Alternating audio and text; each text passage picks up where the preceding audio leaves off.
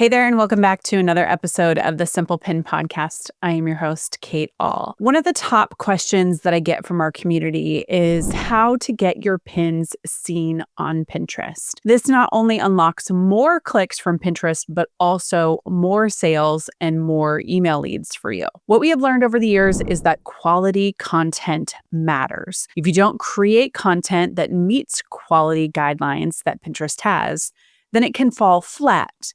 Which leaves us with the question of, what does Pinterest deem quality content? I'm currently part of the educator program, the Pinterest educator program, as a Pinterest educator. Just recently, we were able to meet with some of their team who specialize in how pins get discovered. The information was so valuable that I knew I had to share this with you. So I specifically asked the Pinterest team if I could share some of that. One insight that stood out to me was the importance of quality content and how pins get discovered on Pinterest. So today I'm going to walk through the checklist of what exactly you need to think about when you create your content so that it can align with some of the signals Pinterest looks for at distribution. This episode is created in partnership with Pinterest as I am part of the educator program. If there is one main point you take away from this episode, let it be this: quality content always equals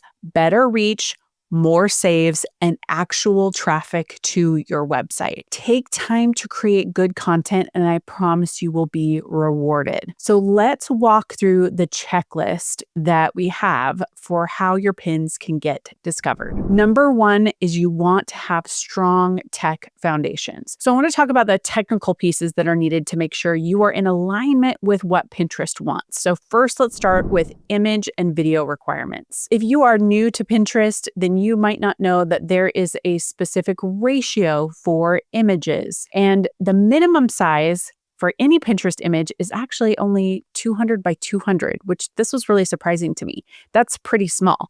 You would actually never pin something that's 200 by 200, but they recommend a vertical size of 2 to 3, 1000 by 1500, because that is what most users engage with. So it's important that you do what users are engaging with, not something that is not an ideal size. Now, video pins, they have a little bit of a different ratio. You can do square 1:1. You can do vertical 2 to 3, 4 to 5, 9 to 16. The maximum file size needs to be 2 GB, and the length of a video can be 4 seconds up to 15 minutes. Now, I would never, ever recommend up to 15 minutes because people on Pinterest don't watch long form video. So if you can keep it to right around a minute, even a little bit less than that, that's what we find gets really good engagement. So why does this matter if you have the specific tech requirements, the image size? Pins that don't meet specific specifications simply will not perform. And it's not always about the technical, it's more about what the pinner prefers. A long time ago, Pinterest used to use landscape photos, and then slowly it switched to vertical. This wasn't driven by Pinterest as much as it was by user behavior. So if users are saving 1:1 pins, then that's what the algorithm will start to favor. But they don't. So it's not the best format to use. So when it comes to image and video requirements, try to stay within those technical boundaries, but also pay attention to what the users are clicking on. This is another tech important piece that I don't want you to miss, is that broken links will kill your credibility. Pins that don't have links are always going to be a missed opportunity anyway. So whether it's to read content or purchase something, if there is no link, they can't find you. That is one of the most frustrating parts of Pinterest, is that when you click on an image, it doesn't go anywhere. So the best way for you to prevent this from happening is that when you upload a pin to Pinterest, ensure that it has a link. Now, also make sure that that link actually works. Broken links will hurt your domain authority on Pinterest. If someone comes to a website and it's a 404, it's never a good thing. They're out. This brings me to the next step in the tech realm, which is speed and a mobile experience that is good. It's 2025. Your website needs to load fast. No one wants to wait any longer than 2 seconds to get your information, and that might even be a little bit long. Your mobile loading speed matters when it comes to that quality content on Pinterest. Why? Because Pinterest cares about your site speed because it cares about their user experience. Can you imagine if they had a bunch of sites that had slow loading time? I would imagine they would receive a ton of customer service support emails, and they can't control site speed. You do. Check your site speed. There are a lot of recommended tools out there. Somebody has asked me if Pinterest prefers a specific one. I would go just in general, whichever experts in site speed recommend. I'm no expert in that. I hire people for that, but you can Google and test those websites and they can give you information. I was using a really horrible web host 2 years ago, and this is an example of when things can go south, and my traffic was steadily going down. I kept digging into it and I was like, what is going on? And the people I was working with said, you need to find different hosting. There's something happening here. So I changed up my hosting and it was significantly affecting my site speed. I moved to that new host and immediately all of my traffic returned. So don't overlook this. I am a person who doesn't like the tech pieces. I just think if I have signed up for hosting, it should just work, right? I paid the money, it should work. Sometimes it doesn't. Make sure you're checking in at least once a year. I would say you should probably audit your website once a year. Is it have the right call to action? Is it have broken links? Is it have fast loading time?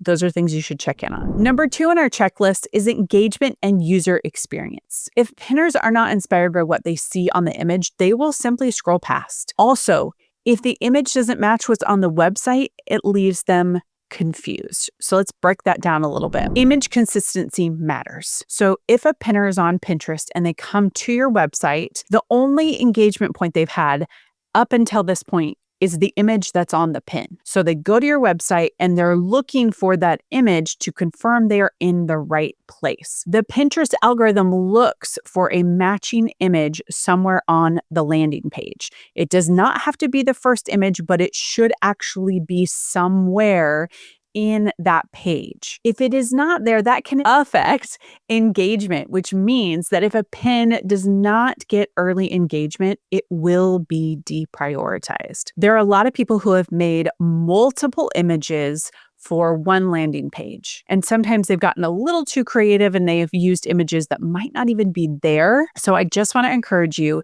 use images that are in that landing page to maintain visual consistency. Again, this is where it would be a good test for you to open up Pinterest, click on one of your pins and go to your website. Does the image match? Do you feel like you're in the right place? Next is click-through quality. Pinterest is looking for pinners who stick around and consume the content they want. If your site loads quickly, this allows the pinner to engage with that content. Longer visits on your website matter just like they do on Google. So you want to think of some strategies to keep visitors engaged in your landing page. One of the things that I have done is I've given a lot of information towards the top, and then I have these things embedded in my blog post that read in between the paragraph, but it is related. So I will actually write related and the name of another blog post, and I'll italicize it so that it looks different than the straight text that is actually on either side of it, because I want to keep people clicking around my website. So think about strategies that keep them there longer. Content alignment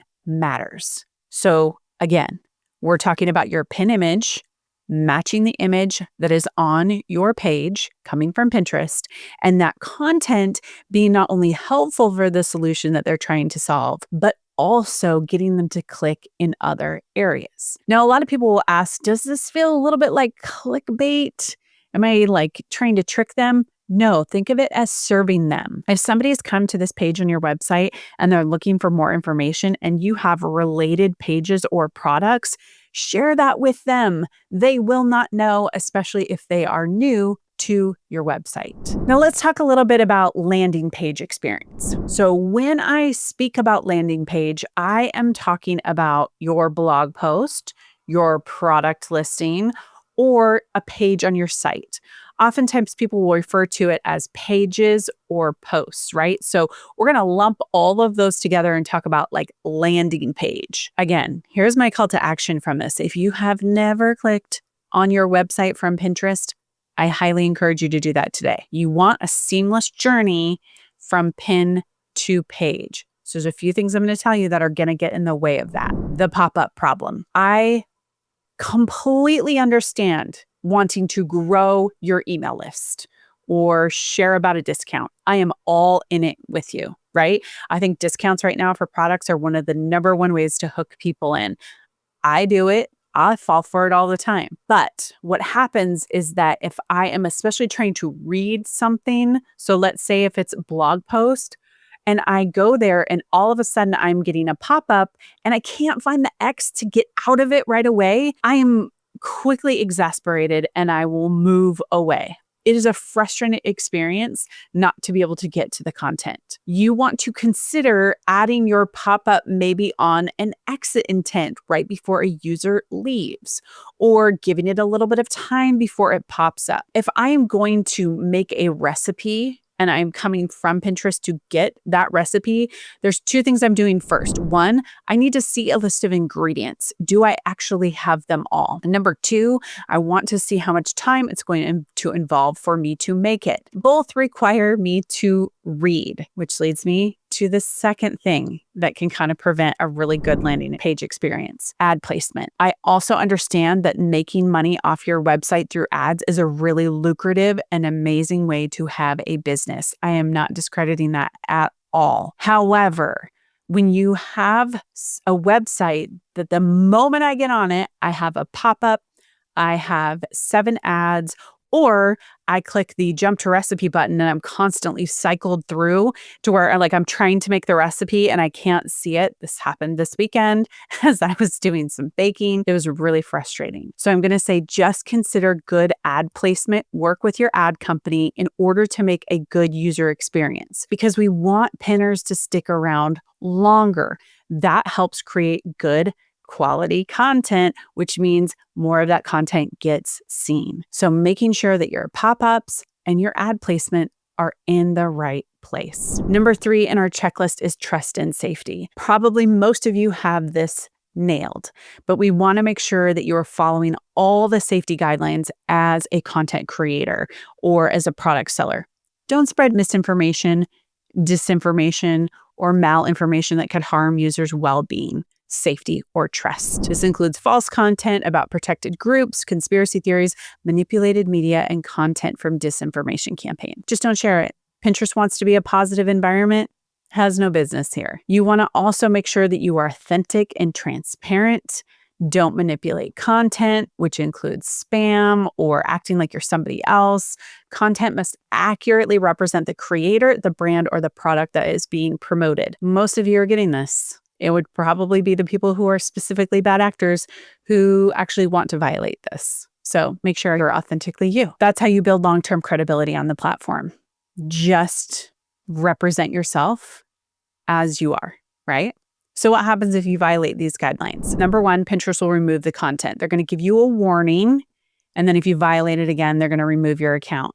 Pinterest has a very robust appeals process to correct any mistaken removals. They recognize that their system is not perfect. So let me go over these again before we wrap this up. 1, really strong tech foundations enable your content to become really quality content for Pinterest. You follow the image guidelines, the video guidelines. You make sure that you don't have broken links and your site loads fast. Then you look at engagement and user experience. Are the people coming to your website from Pinterest able to access the content? Do they see the same image as is on the pin? This is really important. So that is number 2. Number 3 is trust and safety. Are you following the guidelines that Pinterest has laid out? Here's a few things that I would tell you to do today. I've said it a couple times already, but I feel like it's important to note again. Number 1, click on your pin from Pinterest and go to your website. What are 2 to 3 things you note right away? Does your site load fast? Are there any broken links? And does the user, or do you know you're in the right place because you see the image from Pinterest that is actually on the landing page? If any of those things are broken, you have your checklist. 1, if your site doesn't load fast, figure out your site speed. I would actually make that number one. That not only benefits Pinterest, but it also benefits Google. And then the second takeaway that I would have for you is think about that quality content over quantity. A lot of people think more is better when it comes to Pinterest, but we don't always see that with our clients. We see consistent quality creation over time helps the account grow because they are making sure all of those bases are covered for quality content. And over time, that will develop into this giant snowball where multiple pins are driving traffic to your website so that you can increase your sales, you can grow your email list, and you can even make money off of those ads. If you have any questions about content quality on Pinterest, you can always email us hello@simplepinmedia.com. I'd love to know from you what your questions are about quality content. I always have a lot of questions, and of course, I take them to Pinterest. And so I'd love for you to ask me what your questions are about quality content on Pinterest. Thank you so much for listening.